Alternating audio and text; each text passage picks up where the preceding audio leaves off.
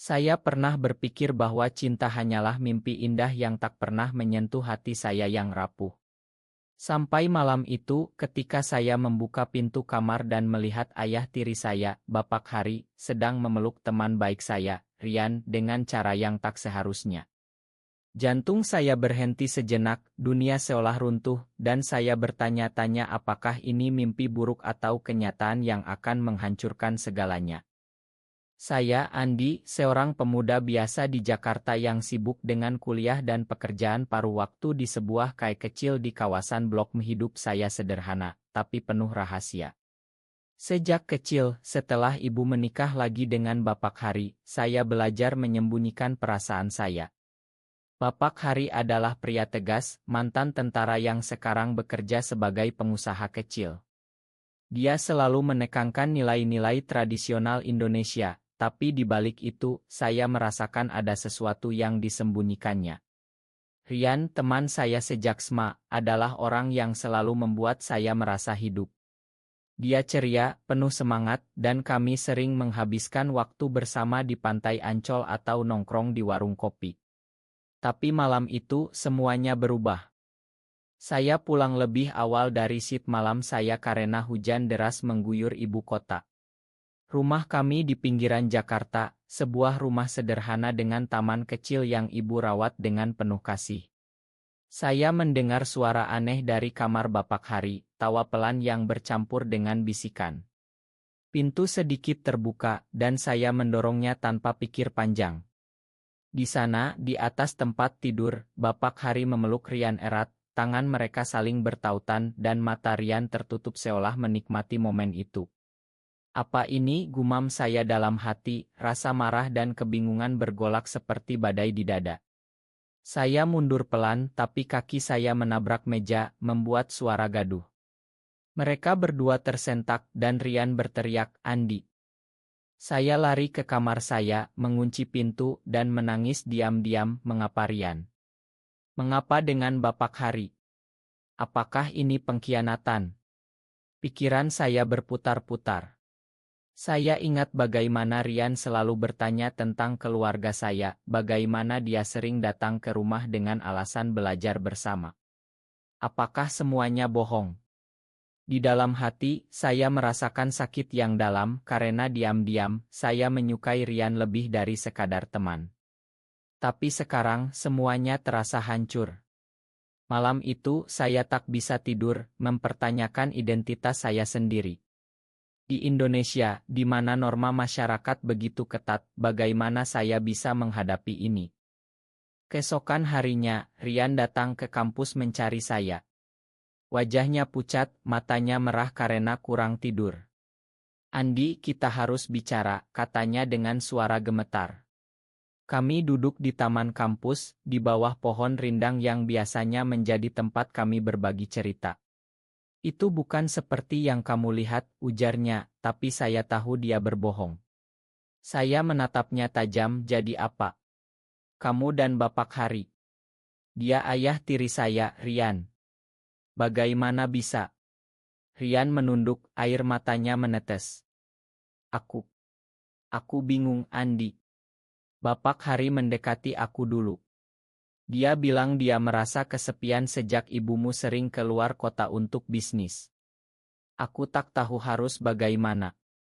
Saya merasa marah membara. "Kesepian? Itu alasan? Kamu tahu aku menyukaimu, kan?" Kata-kata itu keluar tanpa sengaja dan Rian terkejut. "Andi, aku juga.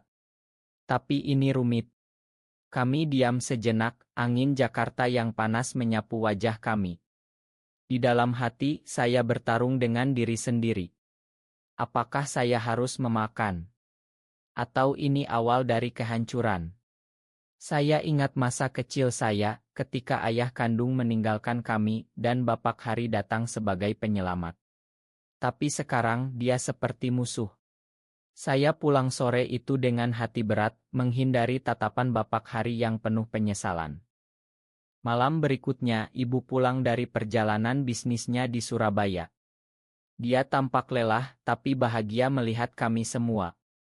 Makan malam berlangsung tegang, Bapak Hari berusaha bersikap normal, tapi saya bisa merasakan ketegangannya. Andi, kamu baik-baik saja, tanya ibu, dan saya hanya mengangguk. Di dalam pikiran saya berteriak, tidak, Bu. Semuanya hancur. Setelah makan, saya ke kamar, tapi Bapak Hari menyusul. Andi, dengar dulu, bisiknya. Itu kesalahan. Aku tak mau menyakiti siapapun. Saya menatapnya dingin, tapi kamu sudah melakukannya. Dengan teman saya sendiri. Hari-hari berikutnya seperti neraka. Rian terus menghubungi saya, memohon lewat pesan WhatsApp. Aku mencintaimu, Andi. Ini semua salah paham. Tapi bagaimana saya bisa percaya? Di kampus, teman-teman mulai bertanya mengapa saya dan Rian tak lagi bersama. Saya bohong bilang kami sibuk. Tapi di dalam, rasa sakit itu menggerogoti. Saya mulai mempertanyakan orientasi saya sendiri. Di masyarakat Indonesia yang konservatif menjadi gay seperti kutukan. Apakah ini takdir saya? Saya sering duduk sendirian di pinggir sungai Ciliwung, memandang air keruh yang mengalir, seperti hidup saya yang kacau. Suatu hari, Rian datang ke kafe tempat saya bekerja. Dia memesan kopi hitam seperti biasa dan duduk di sudut. Setelah shift selesai, saya mendekatinya. "Kenapa kamu di sini?" tanya saya ketus. "Karena aku tak bisa hidup tanpa kamu, Andi." Kata-katanya membuat hati saya luluh sedikit. Kami berjalan ke taman terdekat, dan dia menceritakan semuanya. Bapak Hari mendekatinya karena merasa tertarik pada pria, tapi menyembunyikannya selama bertahun-tahun. Aku tolak dulu, tapi dia memaksa dengan cerita sedihnya. "Aku salah, Andi. Aku seharusnya bilang ke kamu." Saya diam, memproses kata-katanya. Di dalam hati, saya merasakan campuran marah dan kasihan. "Bagaimana dengan kita?" tanya saya pelan. Rian memegang tangan saya, "Aku ingin mencoba jika kamu mau." Malam itu, kami berpelukan di bawah lampu jalan, tapi saya tahu ini baru awal dari perjuangan. Bapak Hari harus dihadapi dan ibu tak boleh tahu. Hidup di Indonesia, di mana masih tabu, membuat semuanya lebih sulit. Tapi mungkin ini kesempatan untuk menemukan diri saya yang sebenarnya. Setelah malam itu, hati saya seperti lautan yang bergolak, tak pernah tenang. Setiap kali melihat Rian, bayangan Bapak Hari muncul, membuat saya ragu. Apakah cinta ini nyata, atau hanya pelarian dari rasa sakit?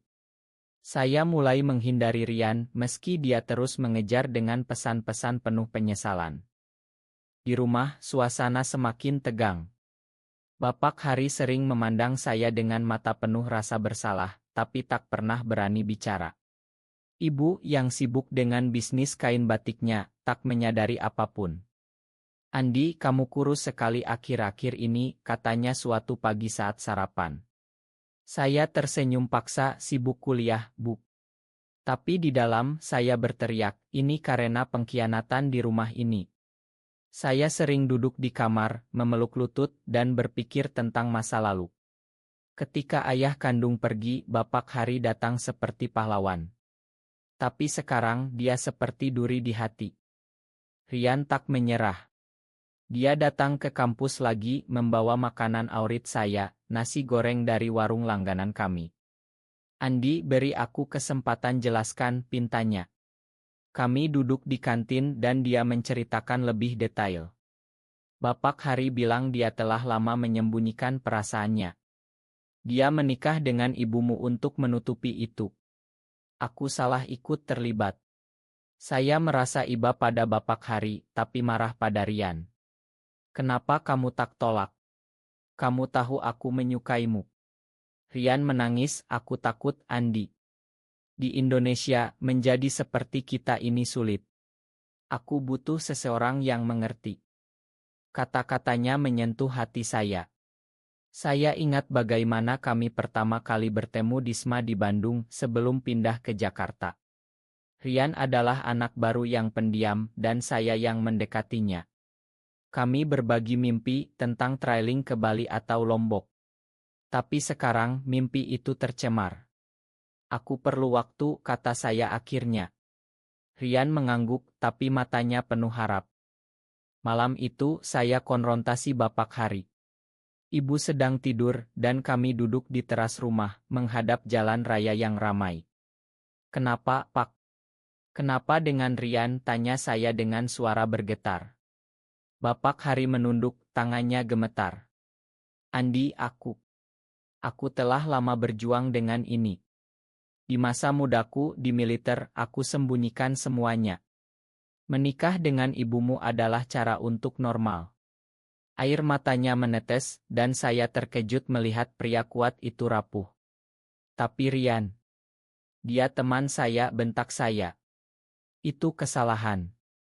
Aku lihat dia mirip kamu, Andi. Mungkin. Aku proyeksikan perasaan. Pengakuan itu membuat saya syok. Apakah Bapak Hari menyukai saya? Pikiran itu membuat saya mual. Jangan pernah lagi ancam saya. Dia mengangguk, aku janji. Makan aku. Tapi di dalam hati, saya tahu tak cukup. Rasa percaya hilang dan saya merasa sendirian di dunia ini. Hari-hari berikutnya, saya mulai mendekati Rian lagi, tapi dengan hati-hati. Kami bertemu di pantai Ancol, berjalan di pasir sambil mendengar ombak. Andi, aku mencintaimu sejak lama, katanya tiba-tiba. Saya berhenti menatapnya. Tapi pengkhianatan itu. Rian memeluk saya, itu masa lalu. Mari kita bangun masa depan. Pelukannya hangat, tapi di dalam saya bertarung dengan keraguan. Apakah ini cinta sejati atau hanya ilusi? Suatu sore ibu memanggil saya ke ruang tamu. Andi, ada yang ingin kubicarakan. Hatiku berdegup kencang. Apakah dia tahu? Ternyata dia menemukan pesan di ponsel Bapak Hari. Ayahmu. Dia punya rahasia. Ibu menangis dan saya memeluknya. Bu, aku tahu. Kami bicara panjang dan ibu syok tapi mencoba mengerti. Di Indonesia ini sulit, tapi keluarga kita harus kuat. Konflik semakin dalam. Bapak Hari meminta maaf pada ibu, tapi dia marah besar. Kamu bohongi aku bertahun-tahun, teriaknya. Rumah kami seperti medan perang, dan saya di tengahnya. Rian datang mendukung saya, tapi melihatnya membuat Bapak Hari cemburu. Jauhi Andi, bentaknya suatu hari. Rian balas, dia milikku sekarang. Pertengkaran itu membuat saya pusing. Di dalam hati, saya bertanya, mengapa cinta harus begini rumit? Saya mulai mencari dukungan di luar. Saya bergabung dengan komunitas love online di Indonesia, meski harus sembunyi-sembunyi karena undang-undang yang ketat. Di sana, saya baca cerita orang-orang seperti saya yang berjuang untuk diterima. Itu memberi saya kekuatan. Aku tak sendirian, gumam saya. Tapi ketika Rian mengajak saya ke acara rahasia di Jakarta, saya ragu. Bagaimana jika ketahuan? Akhirnya, saya setuju. Di sebuah kai kecil di Tamrin, kami bertemu dengan teman-teman sesama.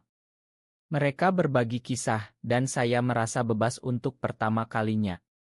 Rian memegang tangan saya di bawah meja, dan itu terasa benar.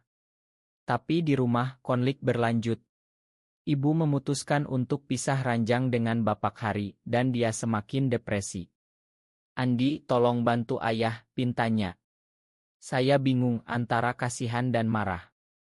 Malam itu, Bapak Hari mencoba bunuh diri dengan minum obat berlebih. Saya menemukannya tepat waktu, dan kami bawa ke rumah sakit. Di sana, di ruang tunggu, ibu menangis di bahu saya. Kenapa begini, nak? Saya tak bisa jawab, hanya memeluknya. Rian datang mendukung kami. Aku di sini untukmu, bisiknya. Saat itu, saya sadar bahwa cinta sejati adalah yang bertahan di badai. Rasa sakit di dada saya semakin menusuk, seperti pisau yang tak pernah dicabut. Setiap hembus napas terasa berat, memikirkan Bapak Hari yang terbaring di rumah sakit, ibu yang hancur, dan Rian yang mencoba menjaga saya tetap waras. Apakah ini harga dari rahasia yang terungkap? Saya bertanya-tanya, apakah Tuhan sedang menguji kami semua? Di rumah sakit Cipto Mangunkusumo, saya duduk di samping tempat tidur Bapak Hari. Wajahnya pucat, tapi matanya terbuka. Andi, makan ayah, bisiknya lemah. Saya memegang tangannya, air mata menetes. Kenapa, Pak? Kenapa sampai begini? Dia menarik napas panjang, aku tak tahan lagi hidup dalam kebohongan. Di Indonesia, pria seperti aku dianggap aib. Aku pikir bunuh diri adalah jalan keluar. Kata-katanya membuat hati saya hancur. Saya ingat bagaimana dia selalu keras pada saya, tapi sekarang saya lihat itu topeng untuk menyembunyikan penderitaannya. Ibu datang, matanya bengkak. Hari, kita harus bicara setelah ini. Mereka berpelukan dan saya keluar ruangan memberikan ruang. Di koridor, Rian menunggu dengan secangkir kopi. Bagaimana, tanyanya. Saya jatuh ke pelukannya, menangis. Ini terlalu berat, Rian. Semuanya karena kamu dan dia. Rian mengusap punggung saya, aku tahu aku salah. Tapi aku akan tebus dengan mencintaimu sepenuh hati. Hari-hari pasca insiden itu penuh emosi. Bapak Hari pulang, tapi rumah terasa dingin. Ibu mencoba memakan, tapi luka itu dalam. Saya sering mendengar mereka bertengkar malam-malam. Kamu bohongi aku, teriak ibu. Aku mencintaimu, tapi aku tak bisa ubah siapa aku, balas Bapak Hari. Saya di kamar, menutup telinga, tapi suara itu menusuk jiwa. Di dalam hati, saya bertarung, apakah saya harus benci Bapak Hari, atau kasihani dia sebagai korban masyarakat. Rian menjadi penopang saya. Kami sering bertemu di Taman Monas, duduk di bawah obelisk yang menjulang, berbicara tentang masa depan.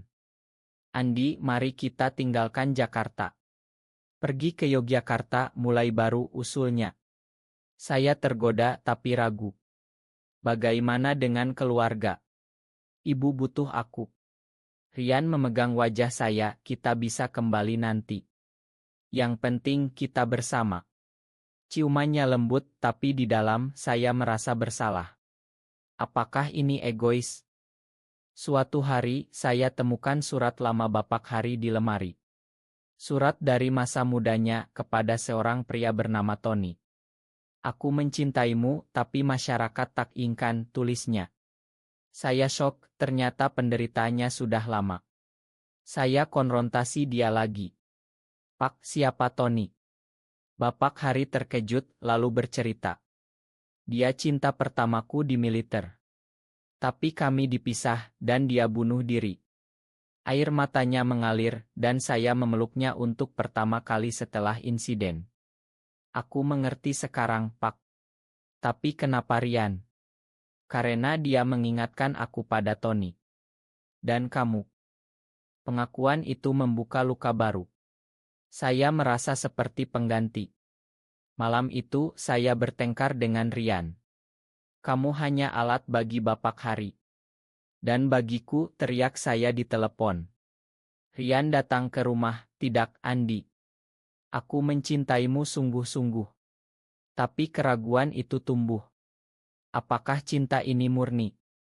Konflik mencapai puncak ketika ibu tahu tentang saya dan Rian. Dia menemukan foto kami di ponsel saya. Andi, apa ini? Tanyanya dengan suara bergetar. Saya tak bisa bohong lagi. Bu, aku gay. Dan Rian pacarku. Ibu terduduk, menangis.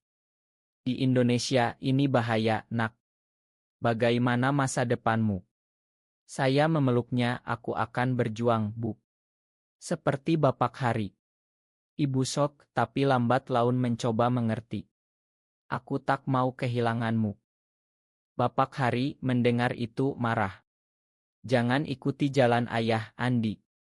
Ini penderitaan. Kami bertengkar hebat. Pak, ini siapa aku? Kamu hipokrit. Rian datang mencoba mediasi, tapi Bapak Hari mendorongnya. Jauhi anakku. Itu membuat saya marah besar. Dia bukan anakmu. Dan aku pilih Rian. Malam itu, saya tinggalkan rumah, pergi ke apartemen kecil Rian di Kemayoran. Kami berpelukan, tapi air mata tak berhenti.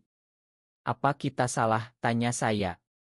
Rian membisik, tidak, cinta tak pernah salah. Hanya dunia yang kejam. Di sana, kami berbagi mimpi lagi, tentang hidup bebas di negeri yang lebih toleran. Tapi di hati, saya tahu perjuangan baru dimulai. Beberapa hari kemudian, ibu datang mencari saya. Kembalilah, nak. Kita keluarga. Kami bicara panjang dan ibu setuju untuk terapi keluarga. Bapak Hari ikut meski enggan. Di sesi pertama, emosi meledak. Aku menyesal menyakiti kalian, kata Bapak Hari. Ibu memakan, kita mulai baru. Saya lihat harapan di mata mereka. Tapi dengan Rian semuanya semakin dalam. Kami janji setia, tapi saya masih ragu. Bagaimana jika kamu khianati lagi, tanya saya. Rian berlutut, aku bersumpah, Andi. Kamu segalanya bagiku. Cinta itu tumbuh, tapi diwarnai luka. Emosi saya seperti gunung berapi yang siap meledak, setiap detik terasa seperti siksaan abadi. Melihat Bapak Hari yang berusaha memperbaiki, ibu yang berjuang memakan, dan Rian yang tak pernah lelah membuktikan cinta, membuat hati saya tercabik-cabik. Apakah pengampunan itu nyata, atau hanya topeng untuk menyembunyikan luka yang semakin dalam? Terapi keluarga menjadi rutinitas kami. Di sebuah klinik di Senayan, kami duduk melingkar, menuangkan hati. Aku merasa dikhianati, kata ibu dengan suara pecah. Bapak Hari menunduk, aku salah, sayang. Aku akan berubah. Saya bicara, Pak, kamu tak perlu berubah siapa kamu. Tapi jujurlah dari awal. Air mata mengalir di ruangan itu, dan untuk pertama kali, saya merasa kami mendekat sebagai keluarga. Tapi di luar, masyarakat Indonesia seperti ancaman. Berita tentang Rayal di klub malam membuat saya takut. Andi, kita harus hati-hati, kata Rian saat kami berjalan di malam Jakarta. Saya memegang tangannya erat, aku takut kehilanganmu. Di dalam hati, saya bertarung dengan paranoia, bagaimana jika keluarga saya dicap, atau Rian disakiti. Suatu hari, Rian mengajak saya ke acara komunitas di Bogor. Di sebuah ila tersembunyi, kami bertemu orang-orang seperti kami. Mereka berbagi kisah perjuangan dari diskriminasi di tempat kerja hingga penolakan keluarga. Seorang pria tua bercerita, aku kehilangan segalanya, tapi menemukan kedamaian dalam diri. Itu menginspirasi saya. Di sana, Rian dan saya menari pelan di bawah bintang, pelukannya membuat saya lupa segala sakit. Tapi konflik baru muncul. Teman lama saya dari SMA, Dito, tahu tentang kami. Dia menelepon, Andi, kamu gila. Di Indonesia, ini bisa dipenjara. Saya marah, ini hidupku, Dito. Tapi dia ancam sebarkan rumor. Hati saya gelisah, dan saya ceritakan ke Rian. Kita hadapi bersama, katanya. Kami konfrontasi Dito di sebuah warung, dan setelah perdebatan sengit, dia mundur. Ma, aku khawatirkan kamu. Itu membuat saya sadar, tak semua orang musuh. Di rumah, Bapak Hari mulai terbuka. Dia ceritakan masa lalunya lebih dalam, tentang Tony yang bunuh diri karena tekanan. Aku tak mau kamu alami itu, Andi. Saya memeluknya, Pak, aku kuat karena kamu. Ibu lihat kami dan tersenyum. Kita akan baik-baik saja. Tapi luka dengan Rian masih ada. Suatu malam, saya mimpi buruk tentang pengkhianatan itu. Bangun dengan keringat dingin, saya bentak Rian, apakah kamu masih pikirkan Bapak Hari? Dia terluka, tidak.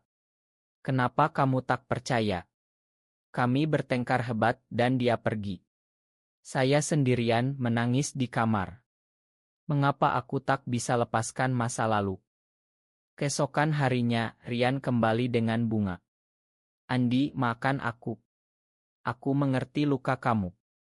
Kami berdamai, tapi emosi semakin intens.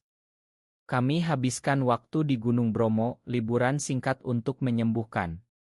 Di sana, di atas awan, Rian berlutut.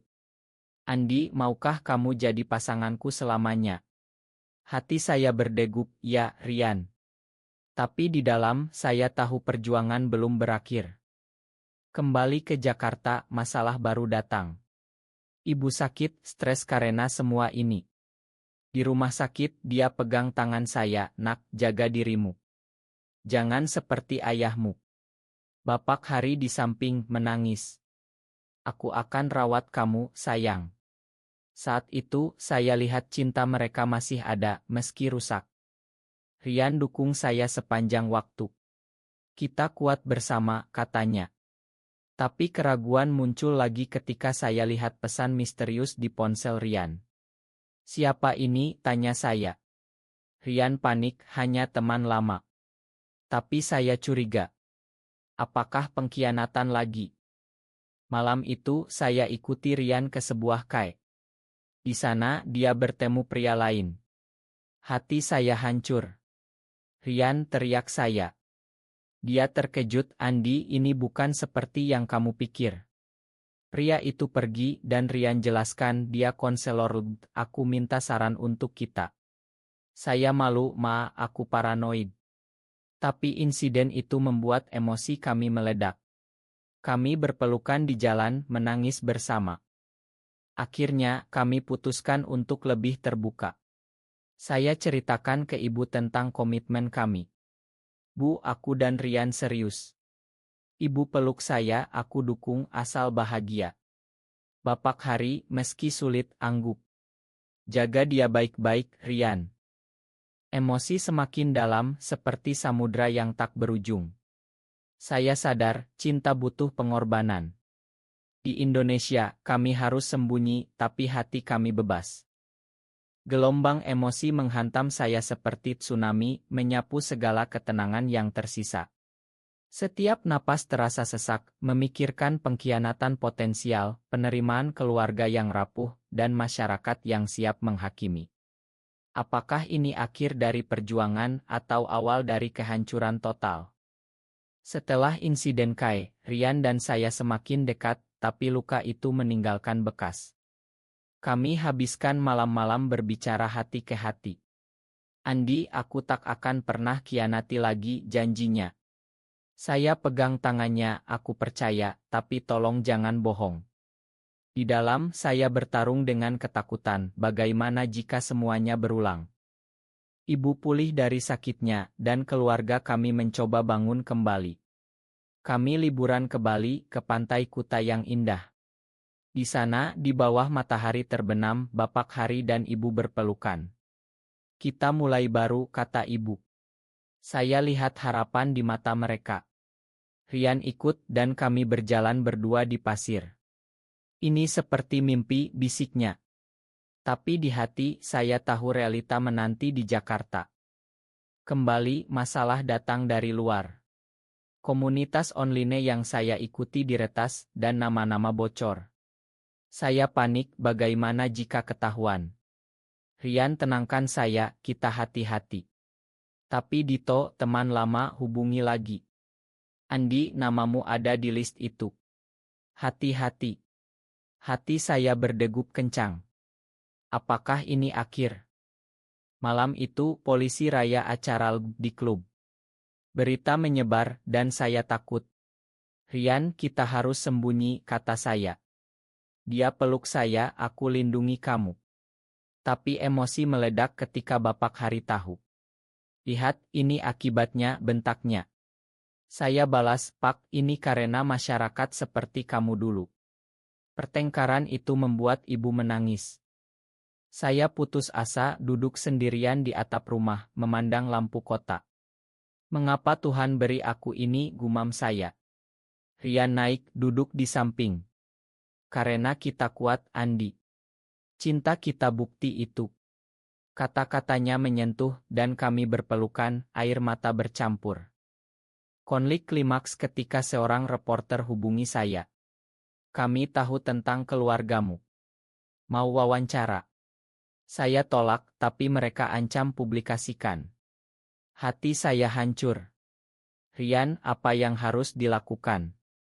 Kami putuskan lari sementara ke Surabaya, ke rumah saudara Rian. Di sana, di kota pahlawan, kami temukan kedamaian sementara. Saudara Rian yang tahu tentang kami, dukung. Di sini lebih aman, katanya. Tapi saya rindu keluarga. Ibu telepon kembali, nak. Kita hadapi bersama. Bapak hari tambah, ayah dukung kamu sekarang. Kembali ke Jakarta, kami hadapi reporter. Dengan bantuan komunitas, kami tolak dan laporkan pelecehan. Itu kemenangan kecil, tapi emosional. Kita menang, kata Rian. Tapi di dalam, saya lelah. Suatu hari, Rian ajukan lamaran resmi.